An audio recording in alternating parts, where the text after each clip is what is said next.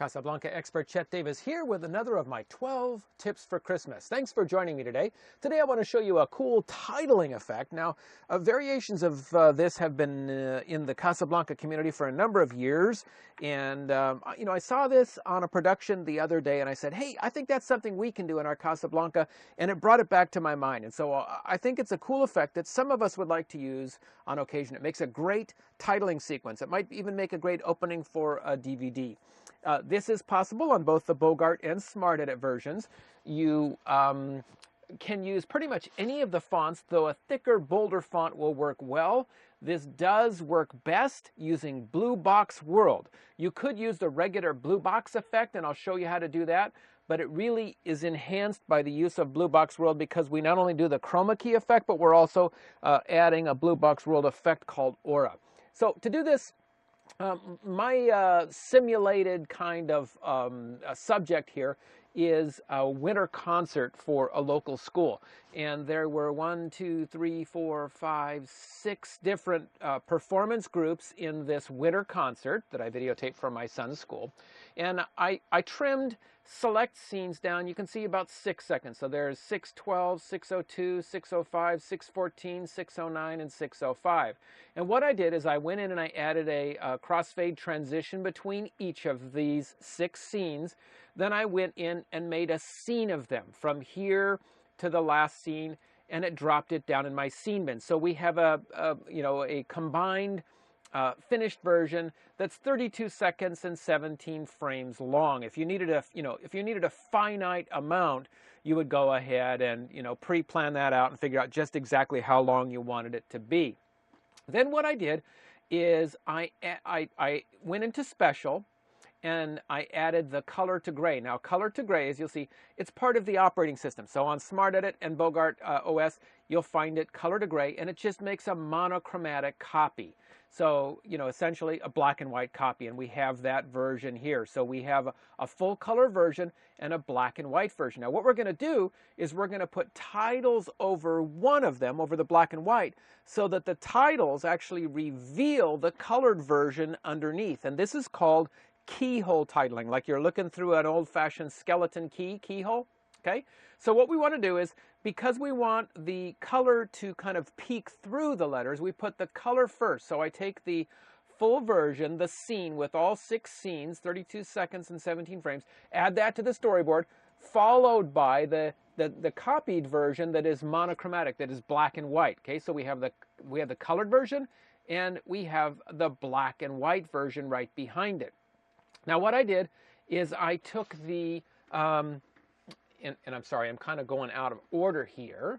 What I did is I took the black and white version here and I opened it up in the title menu. Then I added a title effect and selected horizontal scroller. Now horizontal scroller is in the operating system. It's included with every Casablanca, so you've got it.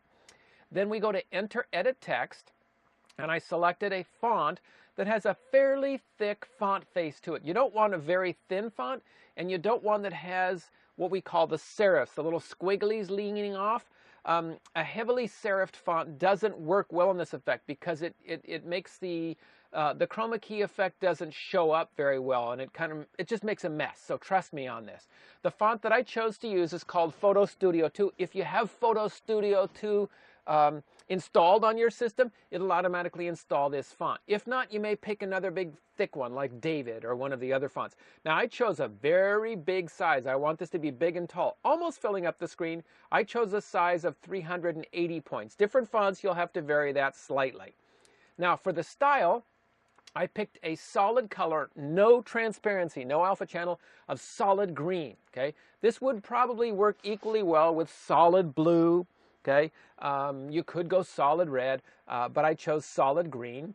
Oh, I should show you the style. I have an outline of 2 and a drop shadow on this as well. You could bring that down, but I found that worked well for this effect that I'm creating here. And so when we preview that back, and by the way, the words that I chose were winter concert. Now, something else I did do after playing with this effect a little bit, just to show you, here we are, in text, under line, you see that I adjusted the character space to 152%. What that means is that's the space between each letter. It's spaced out. If I didn't do that, watch what it, by default, it comes in here. And the letters are really tight together. Normally, I keep it that way. But because this is a horizontal scrolling text, and I want the letters to be big and bold and really make an impact with the difference between black and white and color, by having this at a higher percentage, it almost overemphasized the the effect. So see how that's coming through there? All right. So then what I did is I rendered that and made a scene of it. So that's down in my scene bin here. In fact, I ended up doing this is the scene of it right here. So we have the green letters, the green title, on top of the black and white effect. Now you could do the reverse of this if you wanted to. You could have the color and have the black and white sneak through. It's up to you. Okay. Then I took the finished version of this and added it behind or next to the color version. So see that 3217, that is the original scene of the 6 different composite scenes, and this here is the horizontal scrolling text. Okay.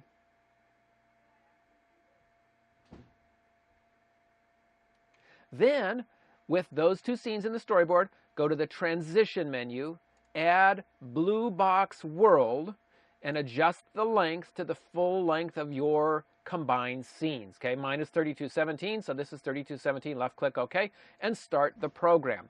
You want to scroll in until you actually see your text on screen, because at the very beginning, at the very end, the title hasn't entered the scene yet. Okay, see, but now you can see it's entering the scene. Now, excuse me, I've already done this. So what I've chosen to do is I selected blue screen, and just to show you what it's like. So that's what it looks like when you first start. Now, because I chose green font, you select green screen. Okay. If I wanted to do this differently, I could select standard, okay, and select the area. Now the trick here is there's no text on screen yet for me to adjust. So you have to scroll through to adjust the standard and, then select the area. It doesn't show. So I chose, again, blue screen. You could choose the hue, okay, and select the area. But again, it goes back to the first frame of the scene. So for me, it's very safe to select blue screen, which is chroma key, and select green. And then you adjust the tolerance. This is a good one to test it on because you can see the performers here actually have a bright red blouse, bright red shirts on. So here you can see the difference between the background and the foreground that's sneaking through, or opposite of that. The foreground here, which is the black and white chroma key, and the background, which is the color version sneaking through. And then it's just a matter of playing, okay? So I played with this till I was happy with the effect, but I should do this. I should turn this off first. Come down to effects, because this will be what your effect looks like at first. Okay, it's just the letters themselves embellished, and you can see if the tolerance goes too far one direction. Okay. It's not looking so clean. See how it's kind of breaking up in here, and I'm starting to get a little bit of the greenish glow from there. Okay. Then what I felt really enhanced this, because if I preview that, you can see, the letters are coming on. There's colors in the letter, but you just really can't read them very well. Okay. So I found that when we come down here to effects in the bottom left corner, that's why you really need blue box world instead of just blue box. And turn on the aura. Now you can select a different color if you feel like a different color is really going to work well for you. Okay? And that really helps them stand out big time. Okay? And then you adjust. You may want to have, a little bit almost like a ghosting of the image coming in, which is quite attractive.